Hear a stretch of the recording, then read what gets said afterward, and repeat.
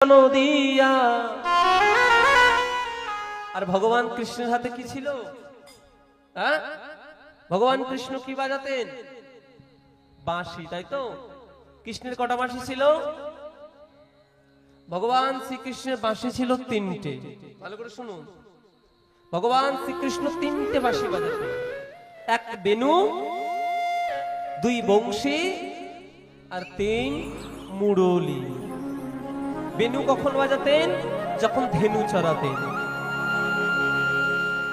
যারা যারা উত্তর গোষ্ঠ লীলা শুনেছেন, উত্তর গোষ্ঠ লীলার একটা পদ আছে, চাঁদ মুখে বেনু দিয়া সব ধেনু নাম লইয়া ডাকিতে লাগিল উচ্চ স্বরে।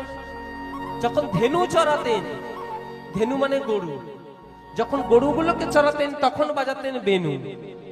আর যখন প্রেমময়ী ভাবময়ী শ্রীমতী রাধারানীর কথা মনে পড়তেন তখন বাজাতো বাঁশি। আর যখন 16,108 জন গোপীকে নিয়ে ভগবান শ্রী শ্রী রাসলীলা করেছিলেন তখন বাজিয়েছিলেন মুরলী। আজকে যেহেতু রাধারানীর কথা মনে পড়েছে, তো আপনারও ধেনুবৎস সঙ্গীগণ দিয়া রাধা বলে বাজায় বাঁশি ত্রিভঙ্গ হইয়া। রাধা বলে বাজায় বাঁশি ত্রিভঙ্গ হইয়া। আজ রাধা বলে বাঁশি বাজাইলো, রাধা বলে বাঁশি বাজাইলো। জয় রাধে শ্রী রাধে বলে রাধা বলে বাঁশি বাজাইলো।